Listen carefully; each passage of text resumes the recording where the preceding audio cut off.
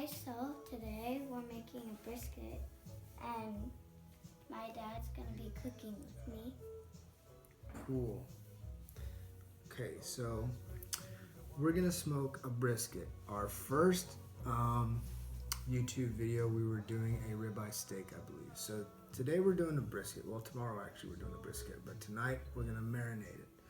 So I went and bought a brisket from my trusty butcher, and you can buy them in the store, but I can pretty much guarantee you're probably not going to get nearly the quality that you'll get from a butcher, particularly a brisket, because it's already a kind of tough piece of meat. So here in California, brisket's not too popular. Tri-tip is the more popular type of meat that people smoke and slow roast or slow cook on the grill. But I'm from Texas, so we do brisket, and to me it's just way better. So first thing about a brisket is I've already seasoned it, but you want to get a brisket with a good layer of fat on one side. Okay, so a good layer of fat. You can see here I've already put a dry rub on it, but a good layer of fat, and you can always trim the fat, or you can have like my butcher, he'll trim the fat cap off of the brisket. Okay, as far as seasoning, I never use wet rubs. I only use dry rubs, particularly on brisket. Where are you going? So I only use dry rubs on brisket. You don't have to get fancy. Kind of anything you have around the house. Everybody has their flavors. Salt, pepper, garlic salt, cayenne. Just as long as you kind of mix them all together. I don't try to put them on one at a time. I get a mix, so I'll put them like in one container, and you do both sides.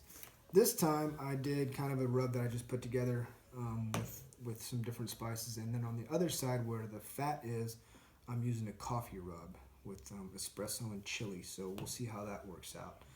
And again, you just get a good, since it's a pretty, big piece of meat, you want to get a good layer of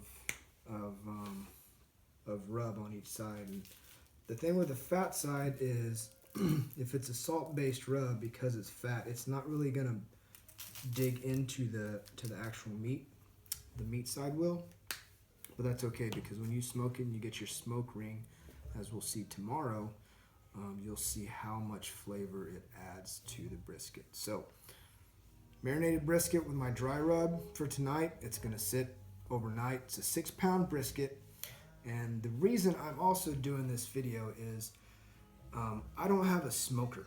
I don't have like a traditional smoker that, a barbecue aficionado or a pit master would use. I converted just a small Weber kind of little backyard grill into a smoker that I'll show you tomorrow. And I think that's important because a lot of people will smoke a big 12, 15, 16 pound brisket in a big smoker. That's great if you're gonna eat that much meat. We're not gonna eat that much meat. So this is a 6-pound brisket. That's about as much brisket as you can smoke on what I have, but a lot of people don't know how to do that. So I wanted to do this video to show people that you can actually slow smoke a good brisket under like 6 pounds, and it'll come out really, really good. So that's another reason I'm doing this video, to kind of show how the method I've developed with that.